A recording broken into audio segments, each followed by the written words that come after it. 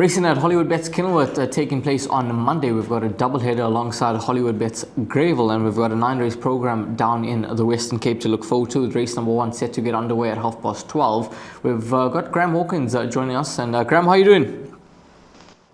All good, thank you, Raheel. Looking forward to this meeting, in particular the first race, which is not part of the exotics, obviously. Very complicated by the presence of 10 first-timers in the 13-strong lineup, but some really well-bred youngsters making their debut in the opener, including number 5, Madra Rua, who's got to be the best bred horse in the country right now, being by Frankel out of Run Fox Run, who won the Cape Flying Championship. She won 8 races in total. This son of Frankel was bred to Southern Hemisphere time at the Kieswetters Barnane Stud in Ireland. So I'm really looking forward to seeing him in the flesh. Hopefully his physical appearance and his conformation matches his pedigree. He is top of the boards at 2-1, but I'd like to see what the market tells us as we approach race time. Just a word about the weather.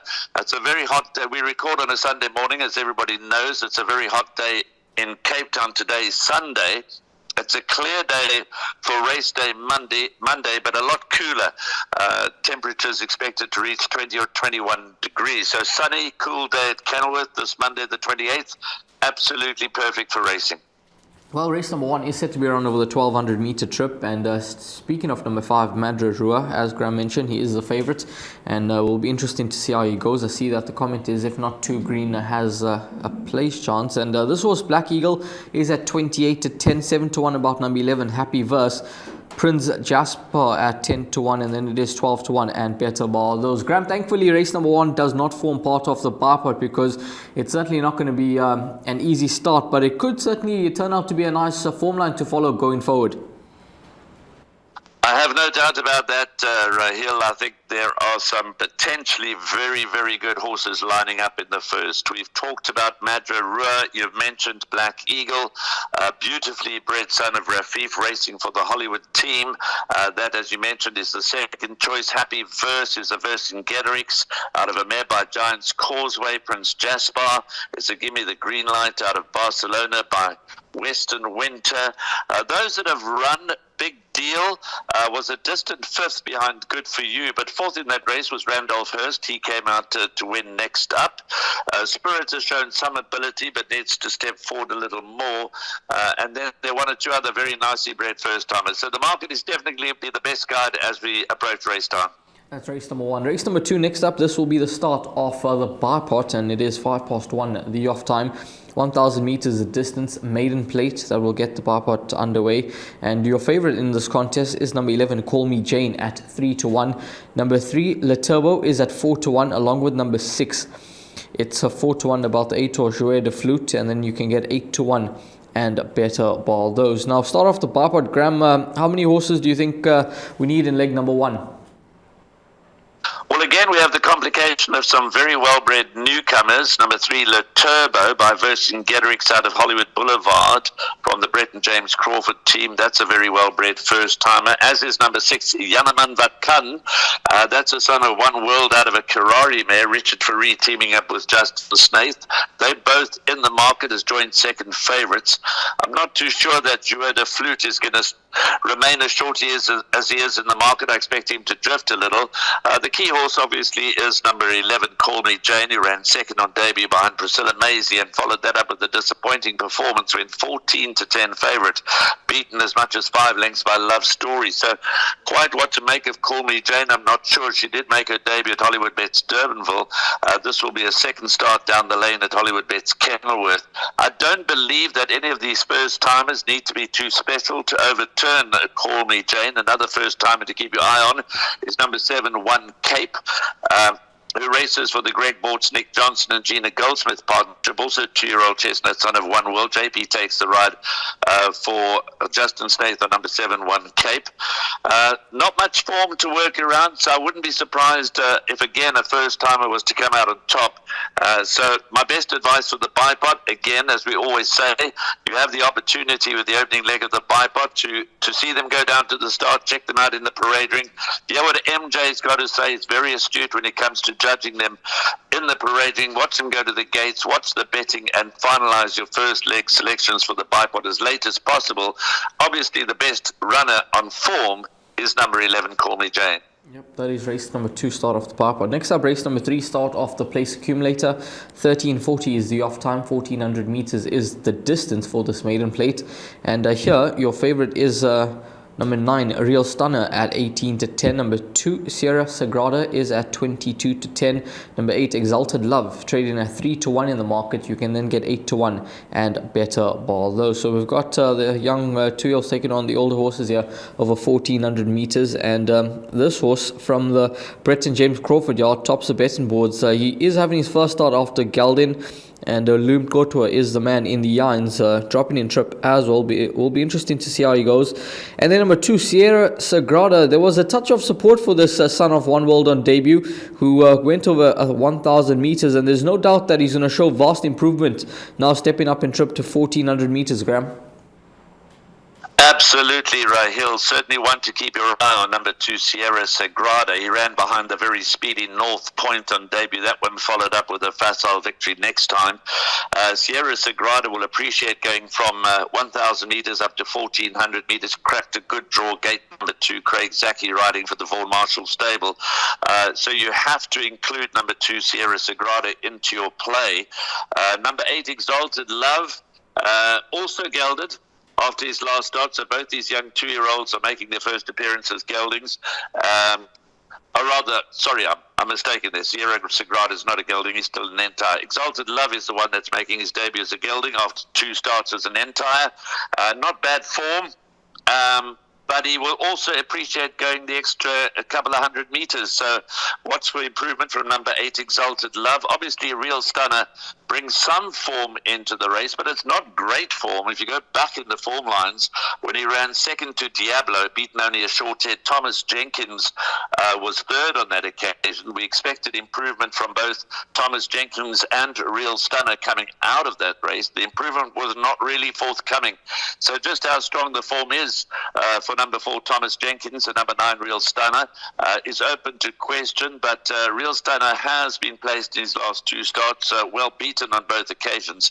So I think in this leg of the bipod, certainly you've got to include numbers 2, 8 and 9, and possibly 2 of the 3, numbers 2 and 9, in the opening leg at the place accumulator. Yeah, well, that is race number 3. Moving along to race number 4, start off the pick 6. So this is the class 5 over 1,400 meters. 2:15 is the off time for race number 4. And the favorite in the 4th race is number 1, Montlesour, at 15-10. Number 8, Trey Chic, 9-2. 5-1 about number 2, Mela Strength. 6-1 about number 9. It's then 8-1 and better bar those. Now, number 1, quite a strong favourite here in this contest, Graham. Ran second last time out to Trippy Silk, who finally got the job done. He comes into the race as a fairly fit horse, having just run 12 days ago, and there's no doubt that him stepping back up to 1,400 meters will be ideal, and he jumps from the ace here, so he could turn out to be a tough horse to beat, Montlesour. And would you be tempted to bank him in leg number 1 of the pick 6? Well, it's either banker Montlesour or go just about the whole field. You've mentioned all the credits that Montlesour has coming into the race. He's cracked pole position. I think 1,200 was a little on the sharp side last time. He won his penultimate, perhaps a little fortunately over sun-dazed. Richard Ferree really gets a good tune out of Montlesour.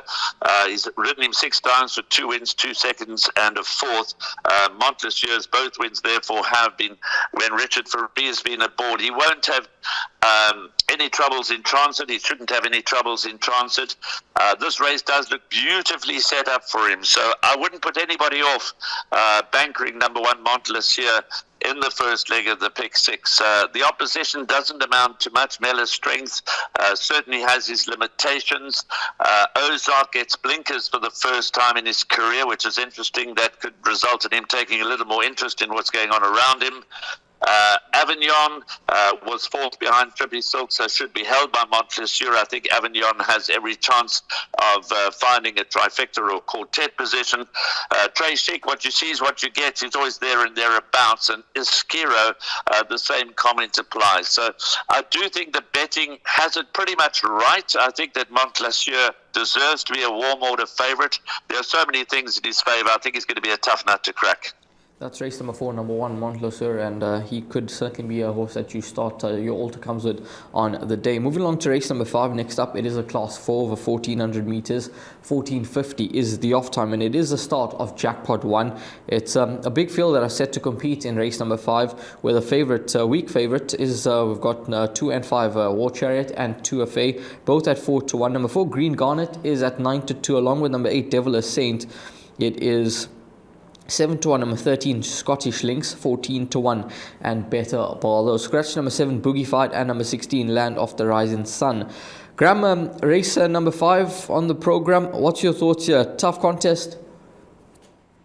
Very competitive. My original first choice, number 7, Boogie Fight, has been scratched, but that leaves me in the camp of number 5, Tuta Fay. I've been watching these class droppers when they drop from Class 3 into Class 4 or from Class 4 into Class 5 and meet less competitive opposition. They do tend to run well. Now, there's nothing wrong with the form that number 5, Tuta Fay, brings into the race anyway. He does have 62.5 to shoulder. Andrew Fortune rides from gate 5 for Justin Snaith. So he drops now into Class 4 for the first time, having campaigned in Class 3 for a very long time. And I think he's going to go well here. But is he a good thing? Absolutely not. He's a 6-year-old. He hasn't won for 754 days. As much as you can make an argument in favor of him winning, you can certainly pick holes in that argument. 2 War Chariot has got a nice draw. The form is reasonable. Steps up to 1400 meters. Has only 3 times previous to this run over the distance without really flattering. So I'm not convinced that War Chariot is going to appreciate the step up in trip, but he does have a good draw in his favour. Watch for a much better run from number 3, Scalini. I know we've been saying that for a while, but the rating just continues to drop. He's cracked a nice draw. And in this class of company, I wouldn't be surprised to see number 3, Scalini, causing a bit of an upset. Vaughan Marshall was responsible, and Sean Veal was responsible for an upset in the last race that we had at the previous meeting. Green Garnet, Richard Faree takes over from Musi Yeni, is not available for this meeting, so that's a significant jockey switch. Richard Faree riding number 4, Green Garnet. The Eric Sand stable has been going along really nicely, so he'll certainly make his presence felt. Obviously, outside chances to Devil a Saint. It's going to be interesting to see how Scottish Links goes from an outside draw. It is competitive. It's a Class 4. I think Tuta Fay would be my top choice. Has numbers 3 Scalini, 4 Green Garnet, and 2 War Chariot to beat. Well, Andrew Fortune, he has been riding up a storm down in the Western Cape, and let's see if he can get number 5, Tuta Fay, back into the number 1 box, and he is a class dropper, as you heard from Graham, and 4-1 is his current price. Moving along to race number 6 next up, and the 6th race on the program is set to be run over the 1400 meter trip. 3 is the off time. It is a Class 4 for fillies and mares, and your favorite is Pilot Flame, number 2, at 33-10. Number 6, Onisan, is at 9-2. Number 3, My Only Weakness, trading at 5-1, along with number 10, Suatech. 7-1 about number 8, Lickety Split. It is 8-1 and better bar those. Now, race number 6 on the card, this filly Pilot Flame, she was doing some low flying at the business end of things last time out. Richard Faree is back in the irons, and like we saw with Montlassure, he gets the best tuner out of that horse. He gets the best tuner out of this daughter of Master by Fate as well. No doubt about it. He's ridden Pilot Flame 4 times with 2 wins, a second and a third, so yet to finish out of the top 3. Pilot Flame is clearly the one to beat. She's got so much in her favour. She's drawn nicely. She's in form. She gets the services of Richard Faree. But this is not a race I trust. Jackpot 1 is my bet of choice. I've gone the field here. There's generally one upset along the way, and this might be the race that produces the upset. That being said, Pilot Flame is the top choice and deserves to be at the top of the boards in an open market. She's around 7-2. But there are others with chances. Epic Kleros, we haven't seen since February on her best form. She would make her presence felt from pole position. Not sure what went wrong with My Only Weakness last time out.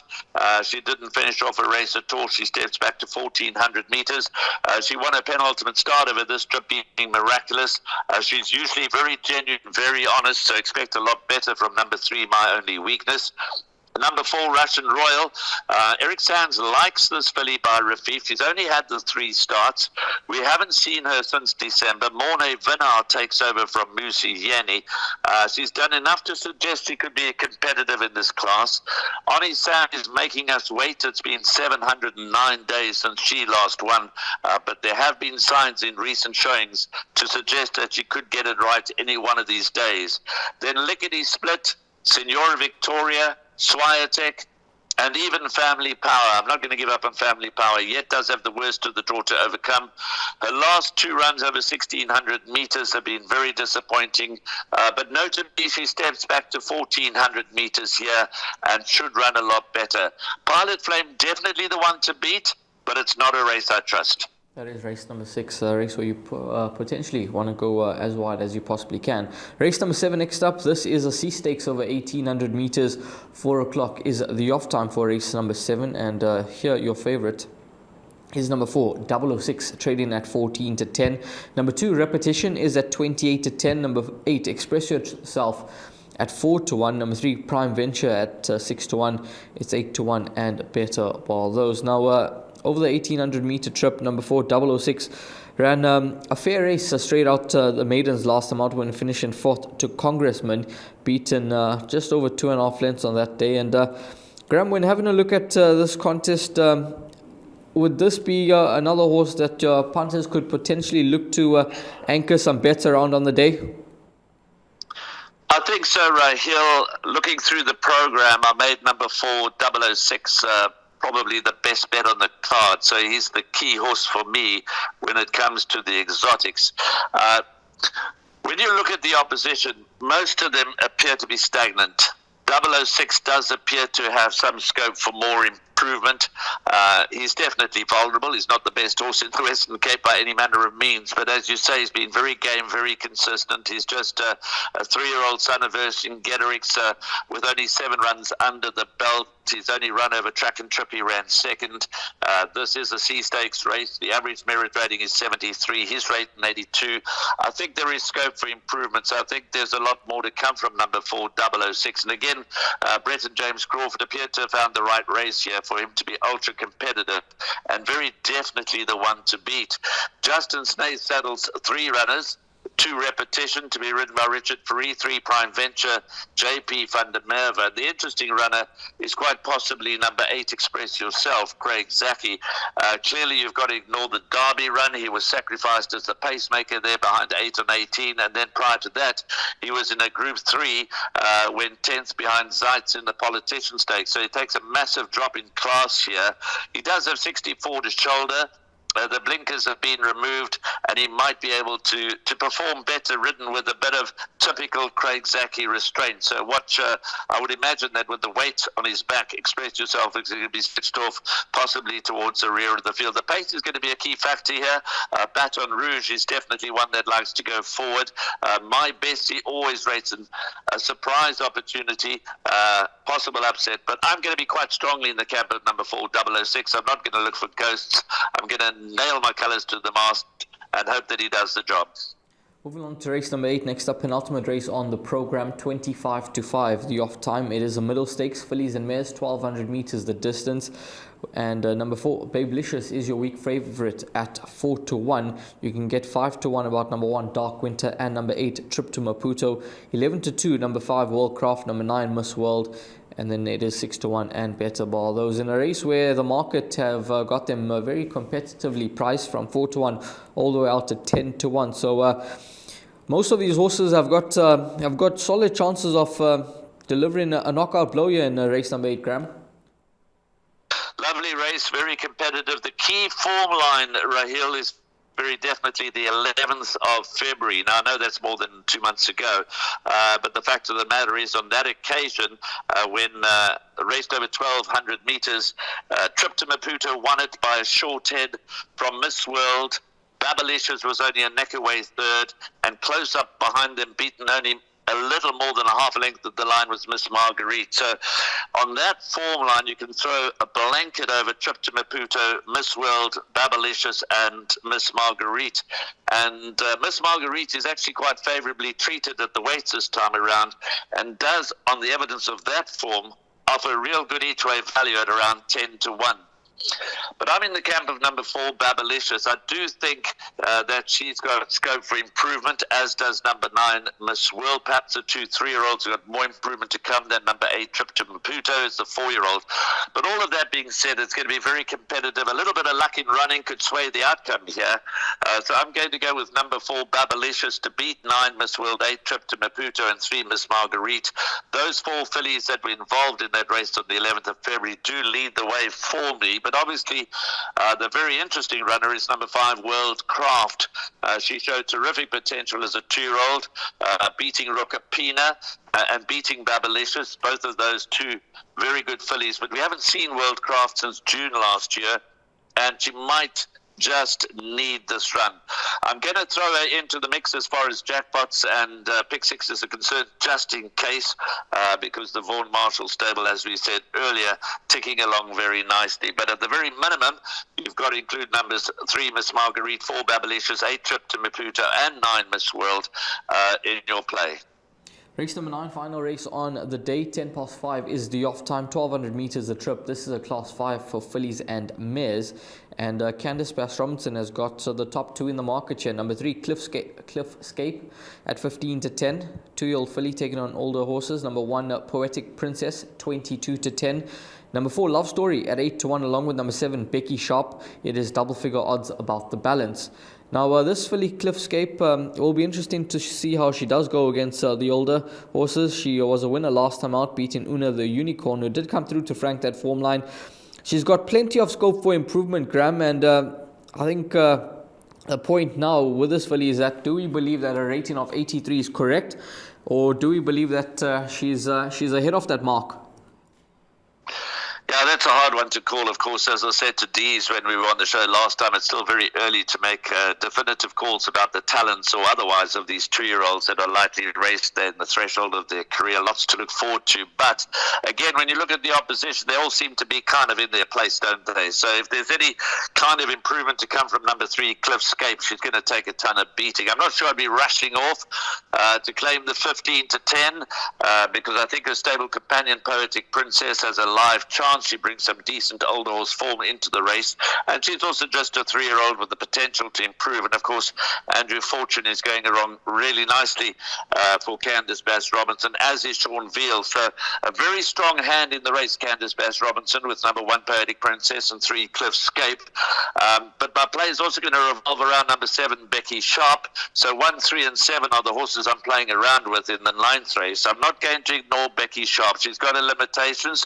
She's very quirky. She's got a mind of her own, but I think if she comes to the track in a good frame of mind, she could be competitive. But Cliffscape would be the top choice ahead of stable companion 1, Poetic Princess, but I would certainly also throw number 7, Becky Sharp, into the mix. Yeah, Becky Sharp could offer some nice value in the race number 9, trading at around 8 to 1 in the market. We're going to move along to the suggested bet now, and Graham will take us through his suggested bet for the 9-race program down in the Western Cape on Monday. Graham, take it away. Very interesting day's racing with some quality horses included in the 9 races. We're going with jackpot 1. Race 5 is the first leg, off at 14.50. Going with 3, 4, 5, and 7. Now 7 Boogie-Fied is a scratching. You can leave it and let the tote favourite run for you, or you can add in one of your own choices. 3, 4, 5, and 7 in the opening leg. Going the field in race 6, Pilot Flame deserves to be favourite, but I don't trust the race, and I think we could be in for a surprise result. So covering them all in race 6, bankering number 4, 006 in the 3rd leg, and then in that very competitive last leg, going with numbers 3, Miss Marguerite, 4, Babalicious, 5, World Craft, 8 Trip to Maputo, and 9 Miss World. So that is the jackpot suggested jackpot one for Monday, 28th of April at Kenilworth. Well, we've got 18 races on the South African racing calendar for this Monday, and I'll follow up the 17 races from Sunday, where we race out at Turfentine and Hollywoodbets Scottsville, and then Monday doubleheader Hollywoodbets Kenilworth and Hollywoodbets Greyville. Graham, thanks very much. Looking forward to the meeting, and it's set to be a busy couple of days on the South African racing calendar. Yeah, feast or famine. Well, we've had the famine, so now time for the feast. Lots of racing action, and we're all hoping that finally the weather here in KwaZulu-Natal and on the Highveld will begin to settle down. Yeah, absolutely. That is racing out at Hollywoodbets Kenilworth on Monday. All the best. Hopefully you back many winners.